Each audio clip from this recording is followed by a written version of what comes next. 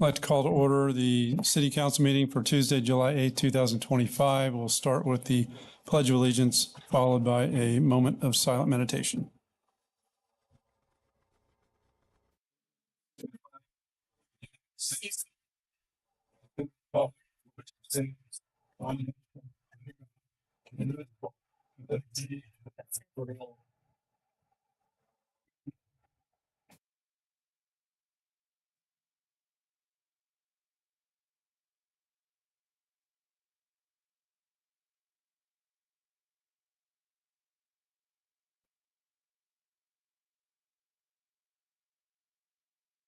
Okay, first item is roll call. Mayor Nickel, Here. Deputy Mayor Gurton, Here. Councilmember Dyer, Here. Councilmember Romy, Present. Councilmember Nutt. Here. Okay, next is additions, deletions, or changes to the agenda, if any. Mayor Nickel, can I make an addition to the agenda regarding a statue at Gleason?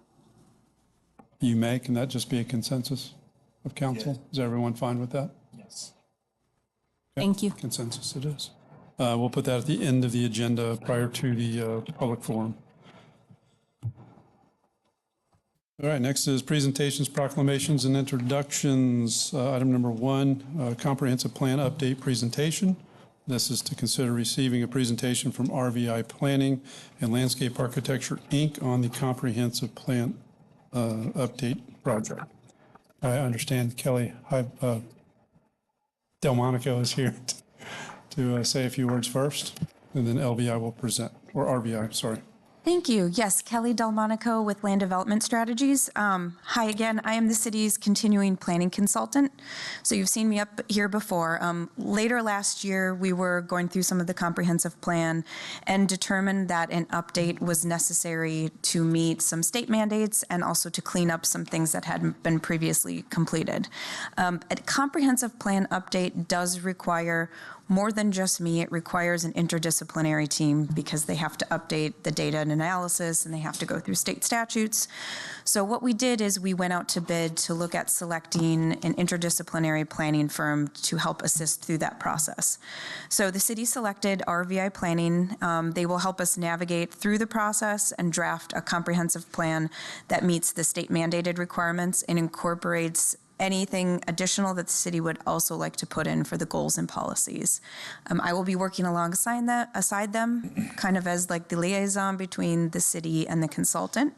And I would like to introduce those members of RVI that are here tonight. We have Patrick, Erica, and Alexis.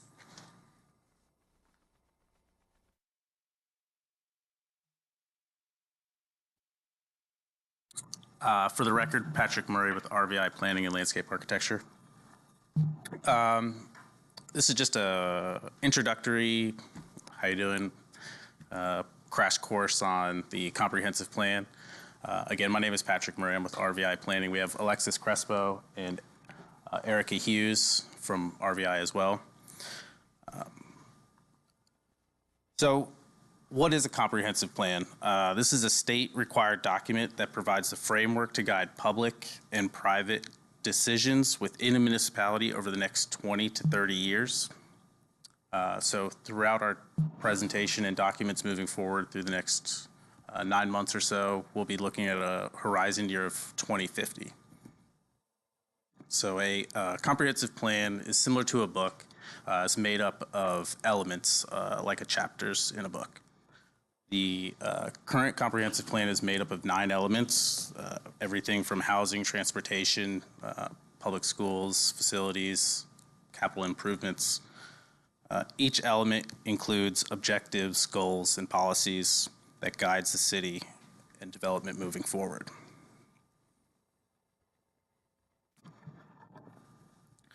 So why update the comprehensive plan? Every 7 years, the state requires local governments to determine if updates are needed. This is called an evaluation and appraisal report, otherwise known as a EAR. The last EAR was completed in 2018, and then the current comprehensive plan was adopted in 2019. Since the adoption in 2019, there's been several state required updates, and so to bring the current comprehensive plan into compliance, we're required to do what's the evaluation and appraisal report, and then provide those proposed amendments to you all. So to bring the current comprehensive plan into compliance, we'll review all state mandated amendments where applicable in each of the elements. But while we have this comprehensive plan open, we'll also take suggestions that are optional amendments at the direction of you all. Here's just an example of a chart that we'll provide through our assessment, but this includes where the amendments will occur and then what element that they would be applicable to. So the proposed timeline for this project is right now we're currently gathering information, doing our research. We're looking at census data, we're gathering GIS information, we've done site visits. Last week we met with the Planning and Zoning Board. We're meeting with you all tonight. And then in August, we have a specifically directed workshop for citizens and have community engagement. We'll have draft and final amendments completed towards the fall, and then we'll be back for public hearings at the end of 2025 with transmittal to the state for state's review in first quarter of 2026, and then back for final adoption in spring of 2026. In addition to the comprehensive plan, we'll be providing a document that's known as a preliminary assessment. This includes demographic changes, the local industry and economic drivers, a view of vacant land availabilities and build-out potentials, a review of existing infrastructure and level of services, and then also we'll provide our recommendations for any amendments, and then the required state amendments will be outlined in this as well. Throughout this project, we are looking to engage with community members, get their input and feedback, in addition to public hearings and public opened workshops. Again, we have the August 21st community workshop that's specifically oriented around the comprehensive plan update. And then we'll also provide the preliminary assessment on the city's website, and we encourage citizens to contact ourselves and also come to these public meetings and community workshops. Myself and the team is open for any questions, comments. Happy to address anything. Okay, thank you. I have no comments or questions. Does anyone on council have any questions? I have a question. I see that this was supposed to be done every 7 years. Is there a penalty because we didn't do it? See, there's not necessarily, I mean, there is a penalty, but what's the requirement is if you do not adopt or bring your comprehensive plan into compliance, you will not be able to have any amendments to the comprehensive plan until that time is completed. And when would be the next time we have to do it? 7 years from now or 7 years from when it was due? 7 years from when it is transmitted and adopted. So 2026, so 7 years past then. 32. Okay, thank you. Anyone else on council have any questions? Okay, thank you very much. Thank you all, and hope to see you out on the August 21st community workshop. Thank you. Okay, thank you.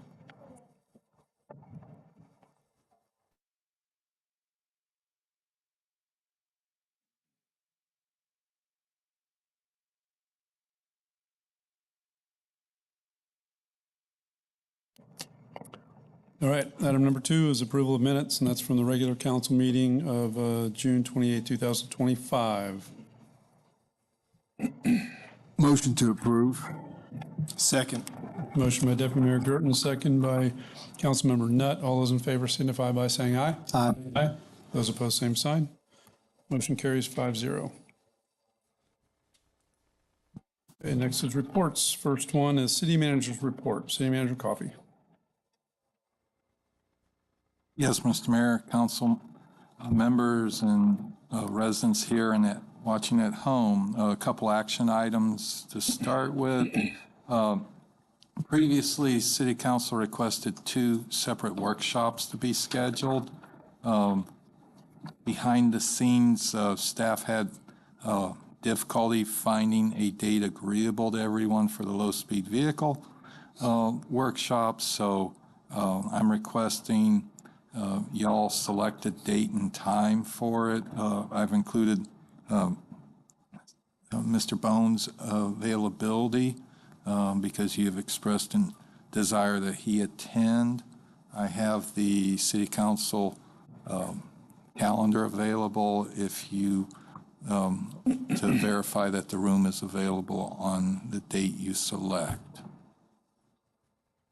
Okay, so it looks like your availability is the off evenings for the most part, meaning, yes. Okay, off from city council nights, that is.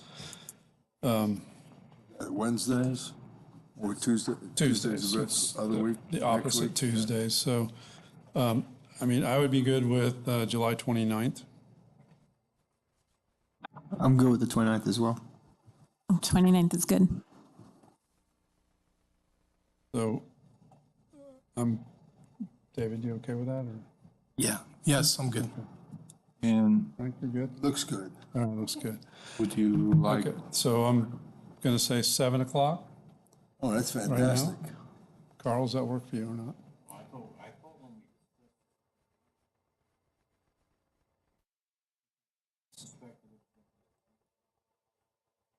Okay. All right, there was a method to my madness here. I was gonna, the next item has to do with the South Patrick Drive workshop. And I was gonna try to Piggyback that? piggyback that on the same night if we could do that, or, let's just, okay, so we can do it earlier. I don't have a problem with that. So, are you guys good with 5 o'clock? Yes, sir. Adam? Just for max participation from people, 5 o'clock might be a little early. You know, getting off work, coming here at 5 o'clock. 6 o'clock. 6. Negotiated. Good, everybody good with 6 o'clock? So 6 o'clock it is. What date is that? 29th?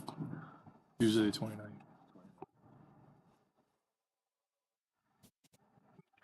Okay. right, and then the next one is the South Patrick Drive workshop, date and time. We've had a workshop last year on this, so I could be so bold, maybe we have that at 5 o'clock on the 29th. With that? Either Yes. same date, 5 o'clock?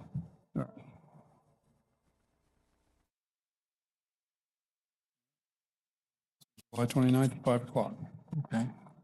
Some informational items, the fiscal year 26 taxable property valuations were received last week by staff. I will not read long numbers, but in essence, taxable valuations went up just under 4%. Rollback rate would be 5.3 mils.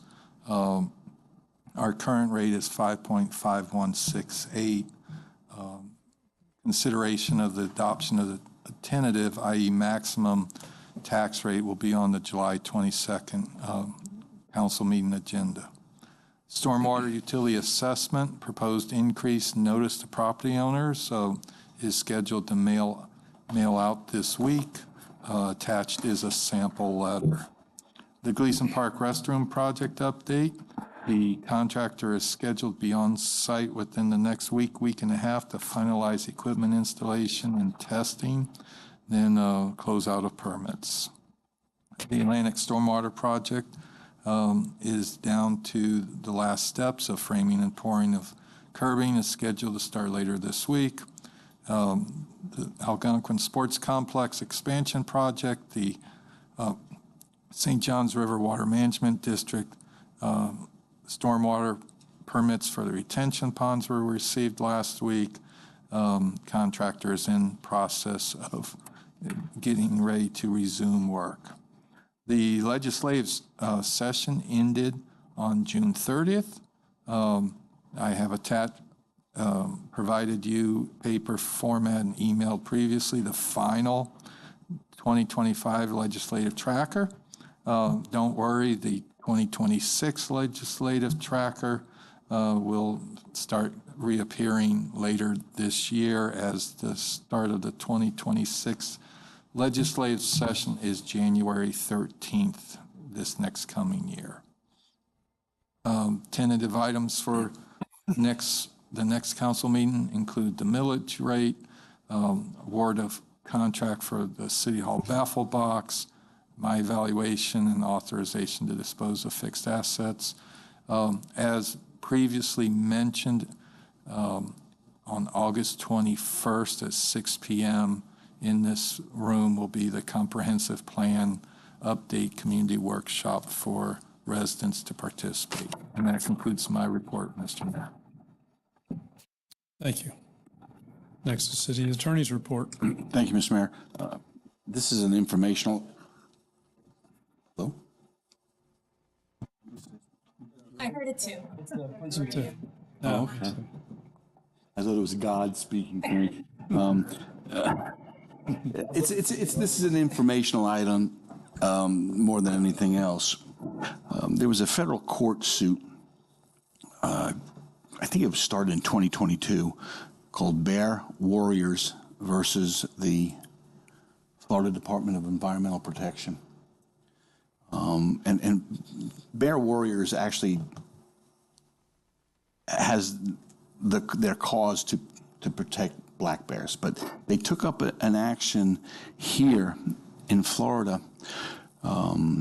to protect the manatees.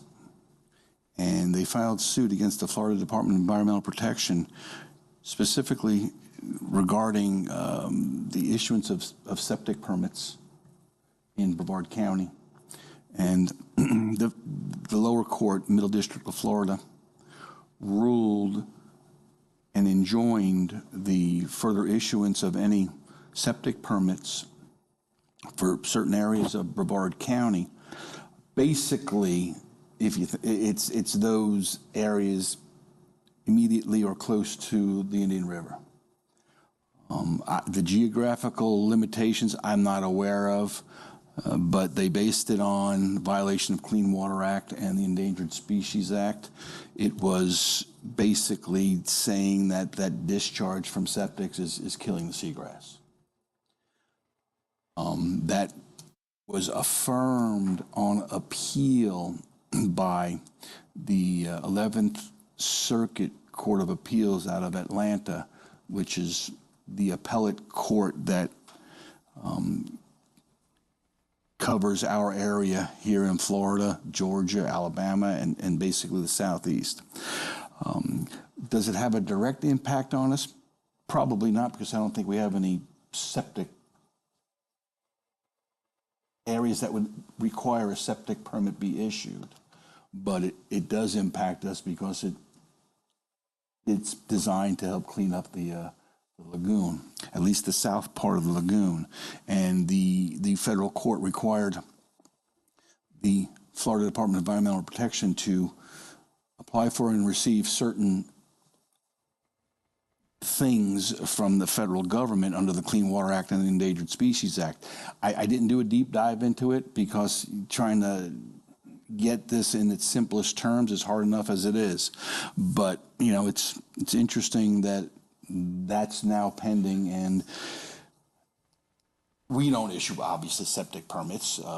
Florida, the Department of Health here in Brevard County does, but I think, if I understand correctly, and Scott, you may be able to clarify that, that's actually basically an arm of the state, the Brevard County Department of Health. It's not a Brevard County entity, so to speak, but it is an arm of the DEP. Yeah, Brevard County is the one, the Consumer Health Department issues septic. They administer it, don't they? Right, they administer the program, basically. Yeah, so that's it. So, you know, you got some areas that are going to be, or at least some development's going to be put on hold pending this lawsuit, pending compliance with the federal injunction. Next step would be to appeal it to the Supreme Court of the United States, but I don't think they'll take up jurisdiction on it. So So I just wanted to give you a little bit of information.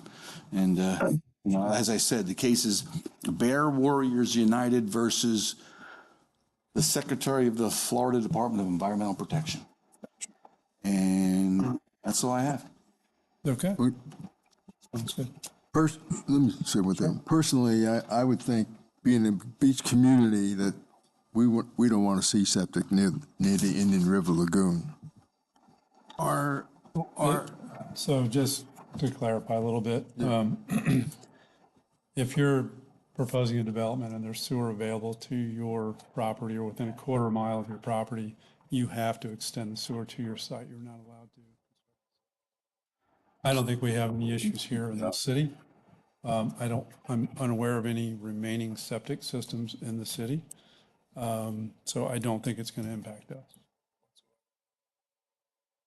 Definitely impacts my own areas like Malabar, Grand Falcaria. I don't believe sewer is available yet. Bastion? No. Yeah. But I don't know if it covers Indian River County. In reading the blurb in the opinion, it's for Brevard County right now. So apparently we're the biggest polluters. So is there something we can do?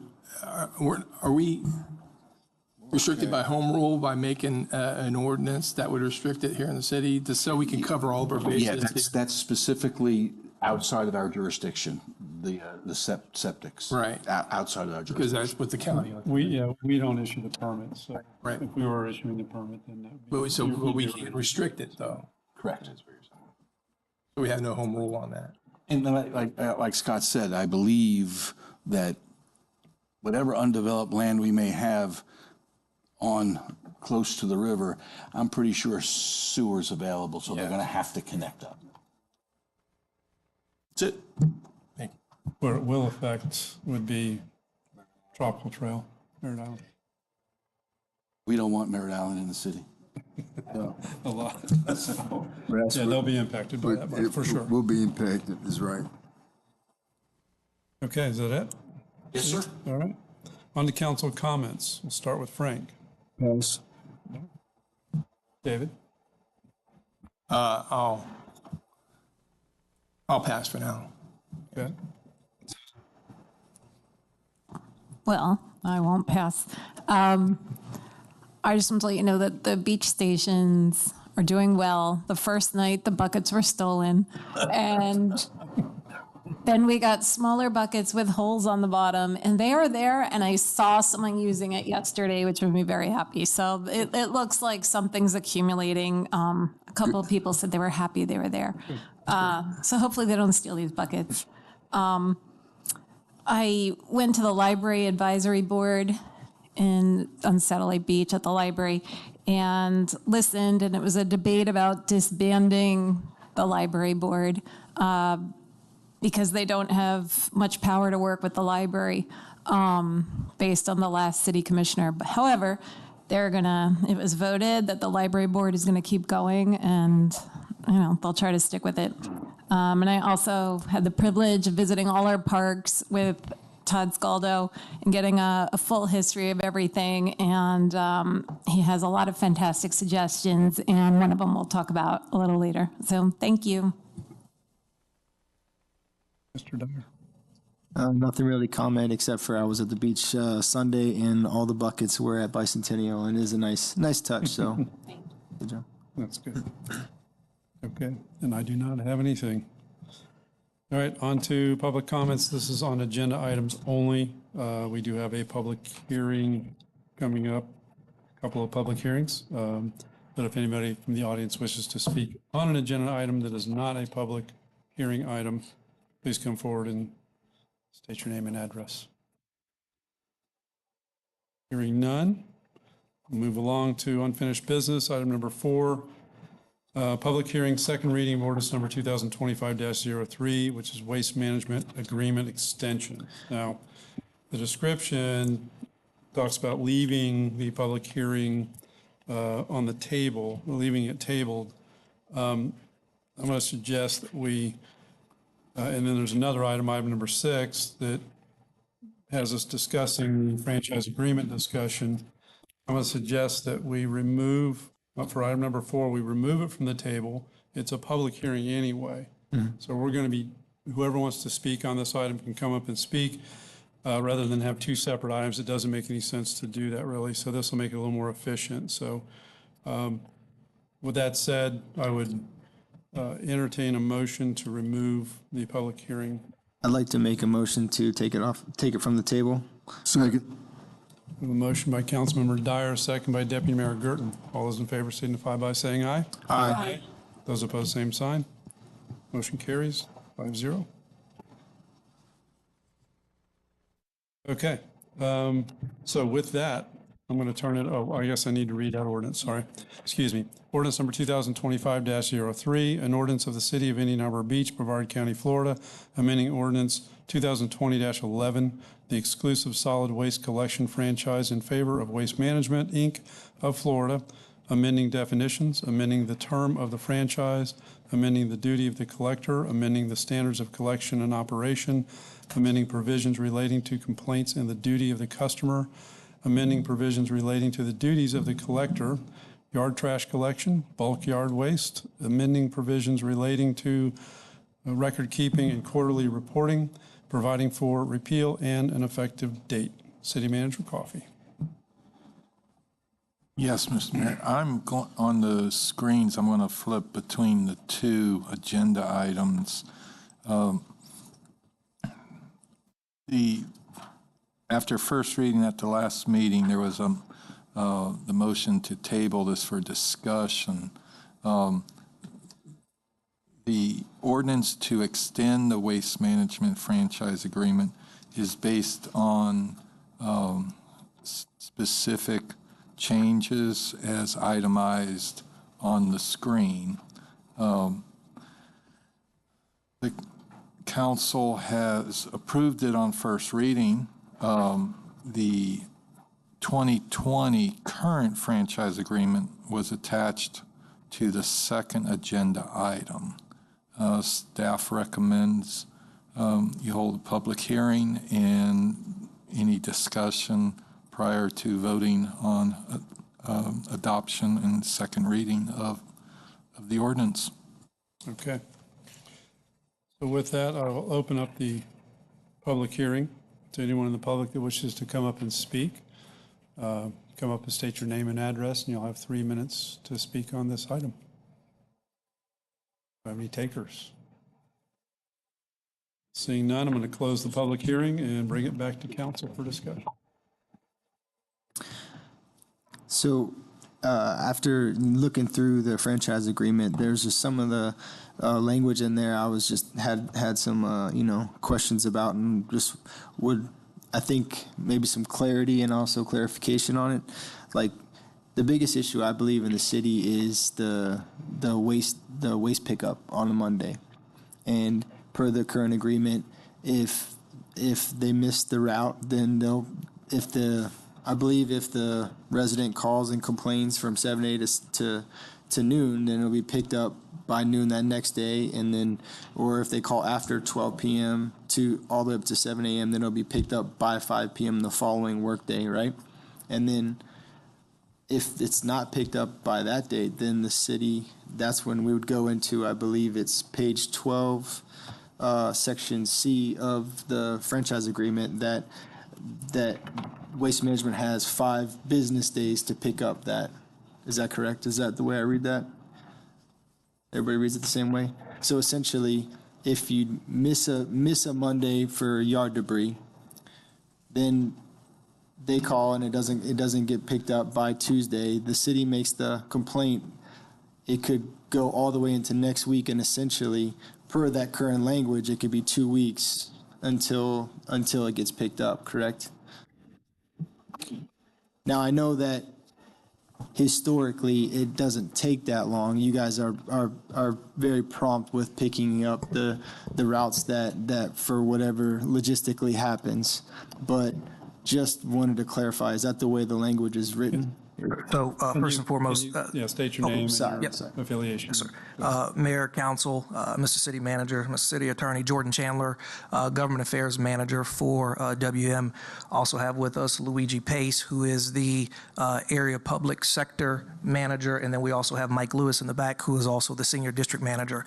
The particular section which you are referencing, which is Section 5C of the contract, is really relative to disputes. So if there was something that the city felt that we were contractually obligated to pick up, we said, well, we don't necessarily think so. The city would then provide us with a 5-day notice, and then we would, in essence, have to respond, pick it up. And if it is deemed that it is contractually obligated, then we could be potentially subject to penalties, fines, et cetera. To your point, if there is a complaint that comes from a resident, once again, we're contractually obligated to pick it up. If it is that particular day within the time frame, we're contractually obligated to pick it up that day. If they call after a certain time, then we pick it up the next day, right? So it's typically a 24-hour, time frame. And so, and once again, if we're not abiding by the contract as it currently stands, there are provisions within the current agreement which we'd be held to from a penalty perspective. So would that particular instance that I described, would that kind of fall into that dispute? Say that it, by some chance, I know you guys, like I said, you guys are very prompt with picking up the debris, or if something happens, the routes, that would therefore fall into the dispute, and then that would fall into that 5-day grace period of working days, correct or no? Yeah. So if there was items that the city said that we are mandated to pick up and we felt that they weren't, and that could be a number of things, Gotcha. right? Somebody puts a boat out there and the city says, well, you're required to pick that up. And we say, well, we don't necessarily think the resident must pick that up. Then, that is something that would fall within that particular 5-day, time frame, or that dispute that we must, that we're contractually held to. And the route as well, or no? The route in terms Like of the missed route, and then the 24-hour grace period, and then it would go to the city to dispute that, or? Yeah, so to your point, and Luigi, if you might want to step in here just for a second, maybe I'm. For the record, Luigi Pace, WM. If there's a route that's not completed, we're notifying the city with an end-of-day report, and then our requirement is to be back the very next day and take care of that first thing in the morning. Internally, we have some higher metrics just internal for ourselves. And there are a lot of times that even though the contract says, well, the call came in after 12, we don't have to do it till tomorrow. Internally, hey, we're here, let's get it picked up. So your question, if it's a route that's missed, we're notifying you guys at the end of the day, and we'll be back the next day to pick it up. Does that answer? That's where I have an issue. Yes, sir. Because it wasn't but 2 weeks ago that we did get a notification of somebody that was ill that wasn't able. Basically, you had no backup, and the contract says you're supposed to have sufficient personnel. I will not dispute that, no, sir. So, along with that, the citizens have complaints. Yes, sir. You're required to supply us reports. We have a quarterly report, which we get. I've seen it. I have it here. But we don't get the monthly complaint report. And I do have a discrepancy when it comes to your service request, because your completion on service request, I'm almost guaranteeing that it's when the phone call's answered that it's closed, or when they respond on the website and a corresponding email goes back to the customer, that's when the issue's closed. The service is considered done and complete. That's not correct. Well, we've got the district manager who can clarify that. We would close it out once the driver says that they've serviced it. That's the only way we can close it out. This report says things are being done literally the same day or the next day, and that includes for bulk pickup. And that's our biggest complaint here in the city, is the fact that we don't have sufficient bulk pickup in a timely manner. So if that's the complaint, and you're showing in the service here that it's being done the same day or next day, this can't be accurate.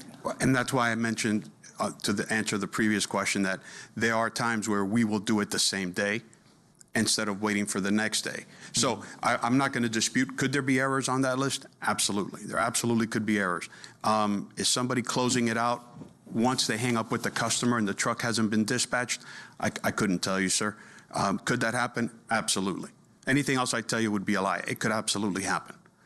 That's not how we do it, because what ends up happening internally, sir, is when that customer, let's say the customer service rep says, okay, I hung up with Mr. Smith, let me close out that complaint. Mr. Smith calls a second time, it becomes a red alert, right, Mr. Lewis? And that then gets escalated not just to the senior district manager, but to the director of operations. So could it happen? Absolutely. All right, so let's get down to the nitty-gritty about what you haven't been compliant with. Where, along with the quarterly reporting, we're supposed to get a monthly report on complaints. We have never received one. So what I'm saying is that, so the administrative charges that we can actually impose or request out of you for fees for non-compliance, if we don't get the monthly report, how do we know if things have been rectified in order for us to even take action on anything in order to protect our citizens? Well, I'm at a disadvantage, but in speaking with Dina, who has managed this agreement for many, many years, the monthly report has never been part of the reporting package. It's never been requested. So It's on in the both contract. sides. I'm reading it. Understood. I read the same section. Right. We were reviewing it today. But what I'm trying to get at is, if it's vitally important, it hadn't been requested in past 15 years that Dina was here, and we'll make sure you get it monthly. There's nothing to hide. Other than the financials, I think complaints from the citizens report would be the next one on the list. Right, if correct. not number one. So instead of quarterly reports, the monthly reports. No, we get the quarterly, I understand. Understood. But it says in here, monthly, we get the complaint separately. It's a separate section. In fact, it says that we're Yes, supposed sir. to have it. So what I'm trying to understand is, where is it? Why don't we have it? Again, I'm at a disadvantage. In speaking to the rep who was here for many, many years, she said it was never requested, it was never submitted. Could it have been an oversight? Absolutely. But you will get them monthly. So you're willing to submit those to us monthly Yes, sir. without request? Absolutely. So automatically, we'll get them monthly? Yes, sir. And I don't want you to take, all right. It's in your benefit that you supply that to us, so we know that's being done. So when we have Mrs. Smith calls and says, I have a complaint, they haven't done this, but yet you have a record of showing that it was completed in a timely manner. We just need to explain to her about the time frame, whether it be 48 hours or 72 hours for that issue. So we don't have a way to combat that or combat you in that manner. Understood. So it goes both ways. It's it's to protect you as well. That's what it's there for. But I do have a few more questions. One of them would be that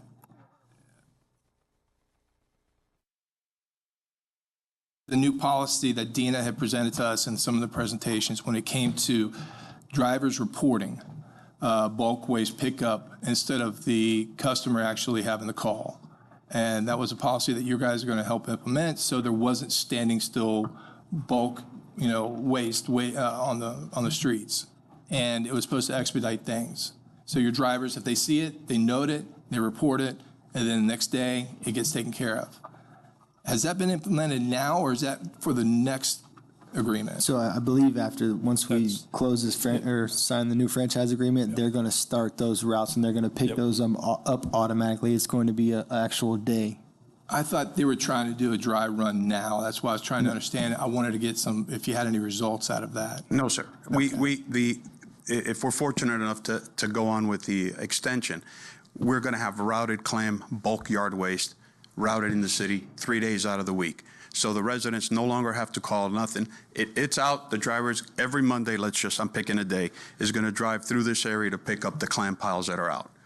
Currently, it's only up by request. Yes, sir. Yeah. So, And I don't want you thinking that. One of the things that I'm concerned about is that when it comes to these franchise agreements, some of these companies, when it comes to small municipalities, they take advantage of our complacency that we're just going to yay every contract for the next 5 years because the service is, par, whatever it may be. And instead of having to go through the pains of a new company or so. What I'm concerned with is that we're doing our due diligence. At least I am. Yes, sir. not just for with the reporting issues or the complaints that we're having, but on the contract itself, we're looking at renewing at a franchise fee of 10%, but yet you've raised your rates on us, and all do reasonably because you haven't done so in a long time, and basically the per citizen rate went up a little bit. Got it. But the incentive for you to us, and I'm familiar with government contracts, especially when it comes to franchise contracts, there's no incentivization from Waste Management to the city of Indian Harbor Beach when there's no increase in the franchise fee. And the average is it's not much more, it's more than what we're getting now, I know that. And that's statewide, as far as I'm concerned, I've done my research, which is about 17%, we're getting 10. So what I'm asking, and I don't want us not to, I would like to see us do a one-year extension to see how we correct these items, because us going ahead and putting a stamp of approval on it now is basically letting you get away with it, and then we don't see improvement, but we're stuck, unless we're doing fines and we just get by, we're just doing that struggle. I'd rather see the improvement in a one-year extension, and then we can take it from there. Yeah, understood. If that's a desire of the council, then I'd have to go back and get approval for that. I don't have the authority to make that change in our proposal, sir. Yeah, I was made aware of that. Well, I had one more thing I was going to address as well. I think, like we previously mentioned, the majority of the issues come from the yard debris, right? Yes, sir. Per the current franchise agreement, it's 3 cans, which I believe would be 2 greens and then a yellow. And like we alluded to earlier, it's like, the cost of business is going up, I understand. And then the quality of service has kind of declined a little bit. So we're just trying to ensure that we're looking out for the citizens. Could we potentially get a brown top can for a Monday to clear up some of the issues, potentially with not swapping out an entire can, like potentially have a brown lid for yard debris, green lid for regular trash, and obviously the yellow would be recycling. Yes, sir. And is that because there's confusion from the residents on which container? I believe not necessarily confusion, but sometimes they'll put the yard debris in the green, and they'll have it in both the green cans and stuff like that. And then also it would expedite the process for the garbage man, I'm sure, because he comes up. It's like, is it green can? Is the lid closed? Is that yard debris? Did they put trash out earlier? Just kind of, it would just make a smoother process. So allow me to ask a question. Mm-hmm. Michael, is the yard waste and garbage on the same day? Separate day. Separate day. So the driver on the yard waste is not concerned because if it's out, it's got to be yard waste. Okay. When it comes to the brown lid, anything is possible, but there's the added cost because you'd have the issue of purchasing the lids. I couldn't even tell you how much they cost.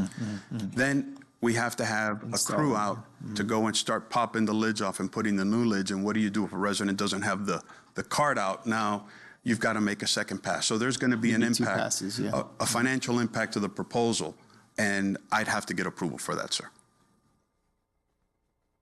So those are just kind of some of the issues. I do like the history and the product that Waste Management has provided, and I personally would like to continue to see the franchise agreement moving forward with just a little more reassurances. That's why I figured to bring it up to see if the council had any other additional requests, but I guess we would have to hold off until we get a number to figure out potentially, or for the installation of the brown lids potentially. If that's what you desire, give us the details, and then we'd have to run back. And I know that there's going to be an impact to the proposal where we're able to do this with no adjustment, just basic CPI, which is in the contract. It's going to impact that proposal. So is it really an issue with confusion for these trash containers? I mean, I have not heard one complaint about that particular. I'm not saying I've never heard any complaints of that particular. What I don't want to do is hang up something over that type of an item. if we're not having complaints about it, if it's a non-issue. Because, I'd like to get this done if we can. At the same time, to Mr. Nutt's point, there's things that we need to make sure that we get from you guys on a regular basis, such as the monthly reporting. That is very important to us. Yes, sir.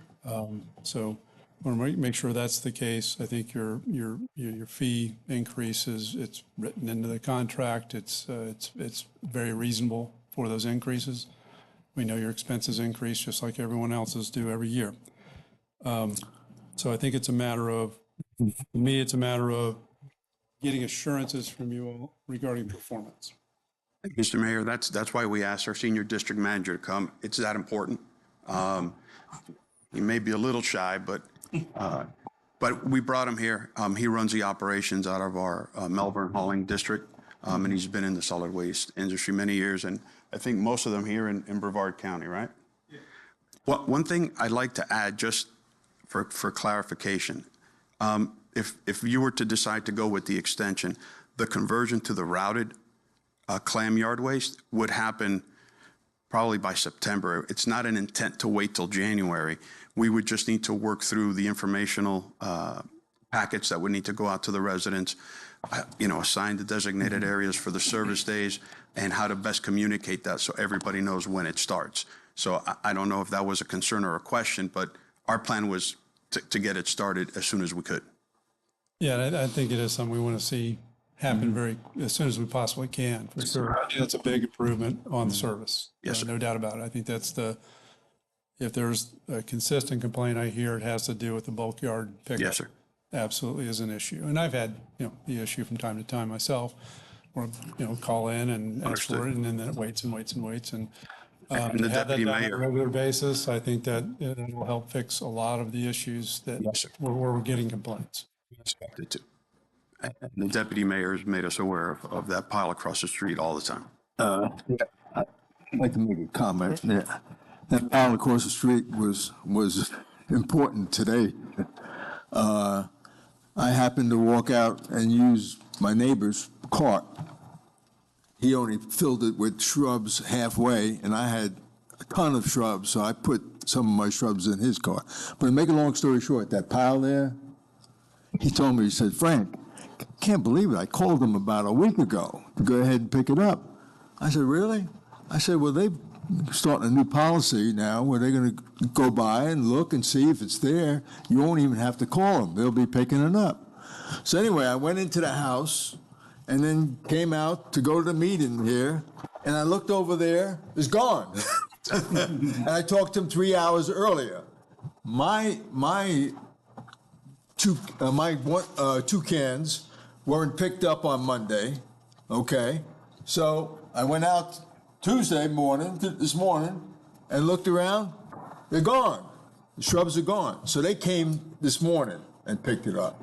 So what's happening is happening right now. And keep it up, and I'll be a happy camper, and my block will be a happy camper.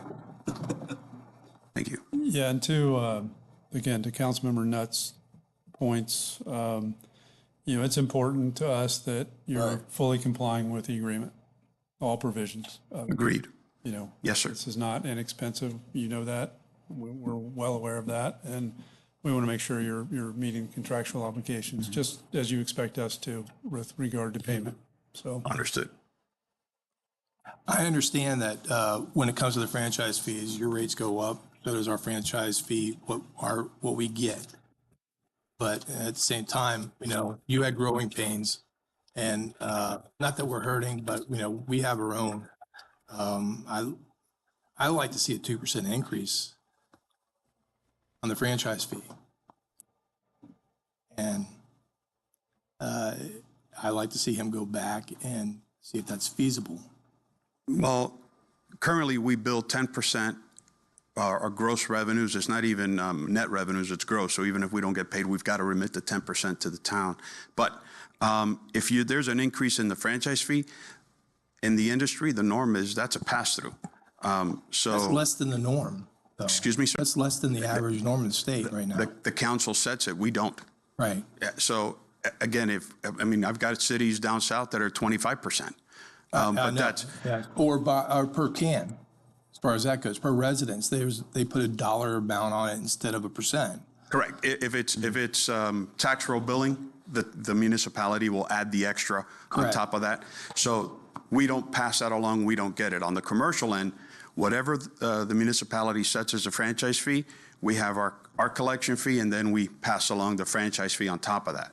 So it's. How's that good? How are an increase in our franchise fee going to impact your bottom line when it comes back to us? Is it going to be another increase? We pass it on to the end user, sir.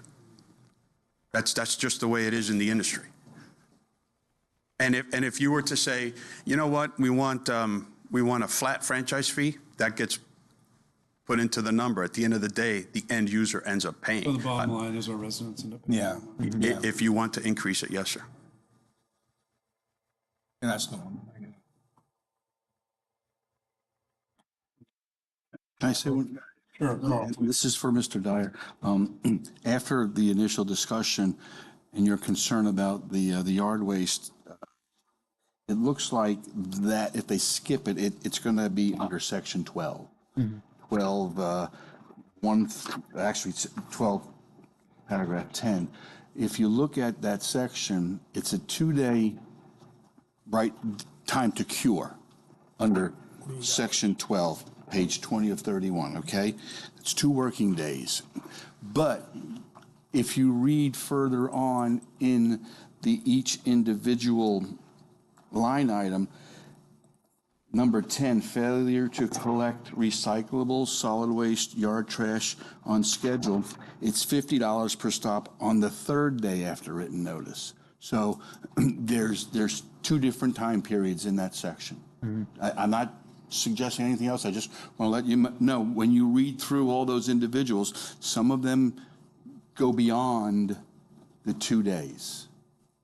Okay, so it may be 2 days that they cure, but you can't find them until the 3rd day, so they still have that 1 more day to cure the problem for that particular line item. Yeah, and that was the 5 business days with the potential of up to the 2 weeks that was my concern with that. But I think that's a separate well, I issue. think what they had, what we mistakenly looked at was the dispute as to whether or not they have to pick up a particular. Like a carcass, right? A dead animal. Correct. Right. Yeah, that's where that dispute came in. I went back and looked, and more on point, what you were concerned about is subsection 12. I saw that, yeah, subsection 12, yeah, it's 2 days. Yeah. Carl, I'm sorry. Go ahead. I was just going to, go ahead. You got more stuff you want to talk about? Carl, is when it comes to them not being compliant, they're admittedly about the complaint reports that we're supposed to get monthly, and that's part of a fee schedule for finding them. Is that something that we can retro on them, or is it too late? I don't know what the process was by giving them written complaints or not. I don't know if we made a written complaint or not.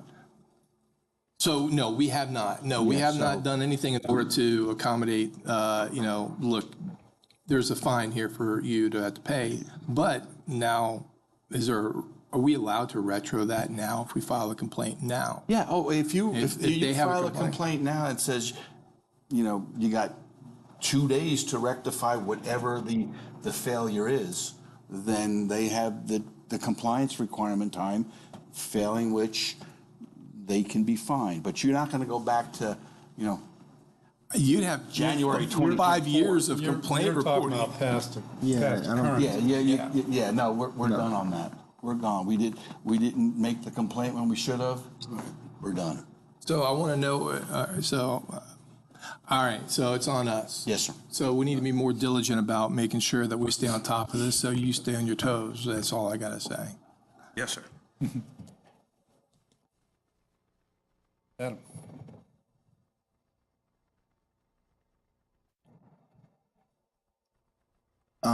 So I'd be willing to make a motion to adopt the ordinance on the second reading, with the understanding that, us as a city is going to be, do our due diligence and also you guys are going to make the effort to attempt to, fulfill the end of the agreement. Yes, sir. And the monthly report. With the Yes, sir. increased reporting, yes. All I'd right. make a motion to adopt the second reading of ordinance number 2025 I second the motion. -03. Second it. Just so we have this understanding memorialized, would you want that to be reflected in the minutes specifically? Yes, with Not the, that she wouldn't do it, but I just want to make sure that that's in the minutes specifically. yes, Yes. yes. Because minutes are minutes. They're minute. You know, not everything makes minutes and shouldn't. But if you want to make that for the record, then yes, we'll make sure it's in the minutes. For the record, yes. Yes. All right, so I have a motion by Councilmember Dyer, second by Councilmember Romy. All those in favor signify by saying aye. Aye. Aye. Those opposed, same sign. Motion carries 5-0. Okay.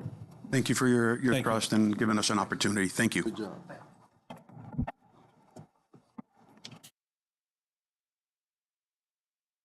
Okay, on to item number 5, public hearing, second reading of ordinance number 2025-04, low-speed vehicle parking at beach parks. This is to consider holding a public hearing and adopting ordinance number 2025-04, establishing designated parking spots for low-speed vehicles at Bicentennial and Millennium Beach Parks on the second reading. I'll read the ordinance into the record. Ordinance number 2025-04, an ordinance of the City of Indian Harbor Beach, Brevard County, Florida, relating to the parking of low-speed vehicles at designated beach parks as defined by state law or as may be defined by the City Code of Ordinances, providing severability, repeal, codification, and an effective date. City Manager Coffey. Yes, Mr. Mayor.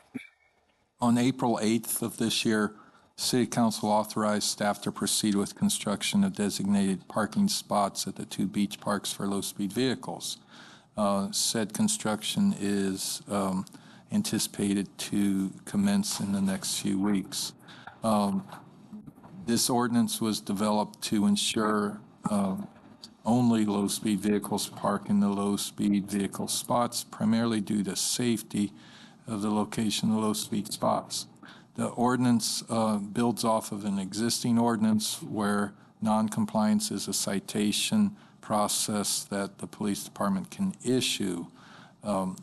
City Council approved ordinance 2025-04 on first reading on July 24th. Staff recommends City Council adopt the ordinance 2025-04, establishing designated parking spots of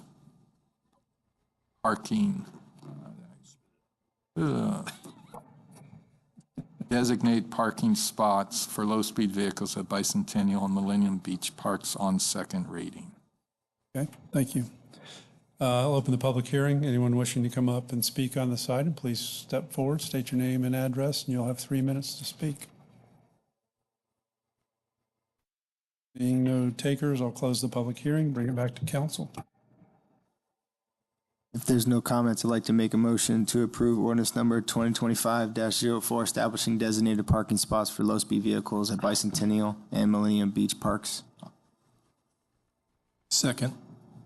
I have a motion by Councilmember Dyer, a second by Councilmember Nutt. Any further discussion? Hearing none, all those in favor signify by saying aye. Aye. Those opposed, same sign. Motion carries 5-0. All right. Item number 6 was eliminated, but it's now replaced by Councilmember Romy's item. Please.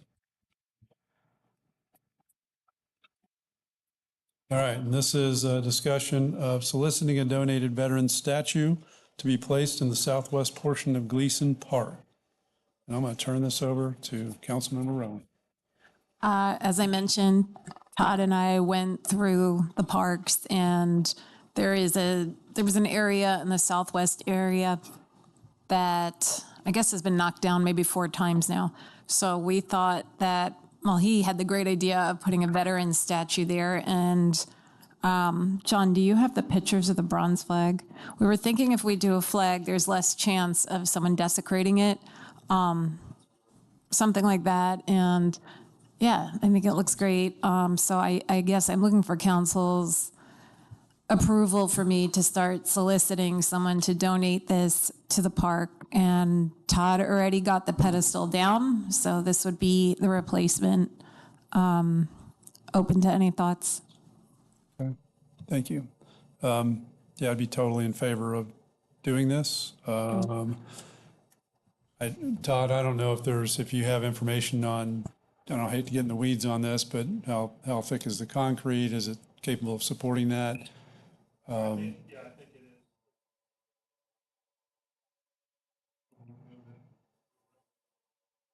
is. Okay.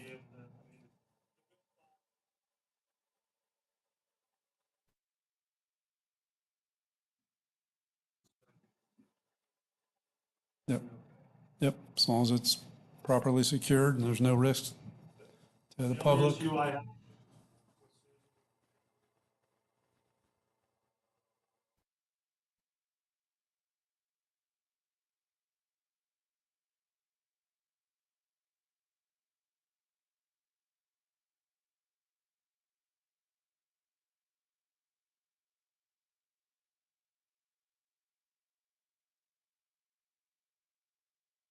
Okay. Anybody else on council have comments? Yes. I got wind of this, and I think it's a great idea. My concern is I'm familiar with the area, like Todd mentioned, that it has been vandalized every single time. And as a veteran, I wouldn't like to see that happen. It has been brought to my attention that the small park right outside over here, this parcel that we have, that the entirety of the green space over here with the trees could be dedicated to an actual veterans park. And we could do something there where it's under surveillance, it's visible, and it's accessible. So, but that's my opinion. I'm one of five, and like I said, I just have concerns with it. And I think Susan, you did a great job. I think it's perfect, and we need this right now, and I think it's great. My only concern is the vandalism. I agree with you on that, and that's why Todd was saying the similar to the other cameras that they have in the park would probably have to do the same thing. Although that's a great area too, so. Yeah, that area right there is perfect, the entirety of it. So we can actually start where we could sell, people could donate. They could put like bricks of veterans, and we can actually make something more out of it, expand on it as the years go by. And I think it's perfect. It's just space that needs to be used for something just like that, protect it, and also commemorate our veterans at the same time. Yeah, I'm on board with that statue. I think it's a great idea. I would like to see that.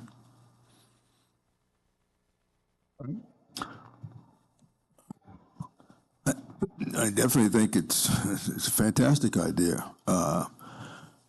Just like that, as far as without even adding anything. I think the camera, fine, but I don't think we need to add anything, protect anything, and we'll have a camera there. I think it's fantastic. Great idea. So the question is location. I think the location right there, I'm all for. I would like to stick, I love David's idea, but I feel like that's a much bigger project. This is something, the space is there and it is empty. Perhaps could happen in time for Veterans Day. Just trying to get it done. So could we remove the hedge from around it? I think that's part of the issue, is that it seems to create a spot for people to hide. Can landscape with something else, from ground controls and whatnot, just knock it down. make it small. Strip off the flag. Or maybe start maybe instead of removing all the hedge, remove part, go halfway down and see if we like it. Yeah.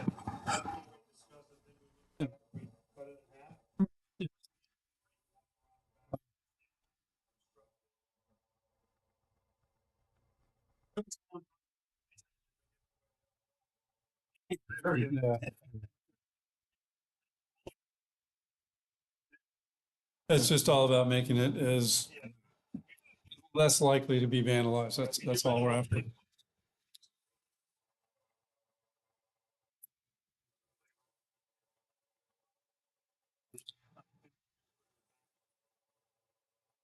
So that's my question. How far away from that power source is that? Could we potentially put a light to that?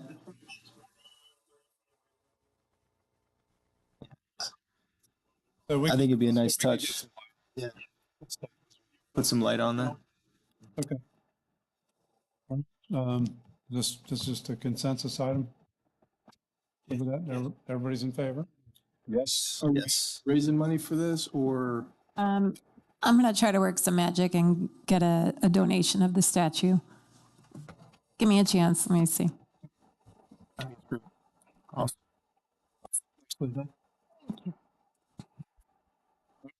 We to public forum. Anybody in the audience wishes to come up and speak about anything, please come up, state your name and address, and you'll have 3 minutes. Any takers? Seeing none, I'll entertain a motion to adjourn. Like to make a motion to adjourn? Motion by Councilmember Dyer, second by Deputy Mayor Gerton. All those in favor signify by saying aye. Aye. Opposed, same sign. Motion carries 5-0. Adjourn.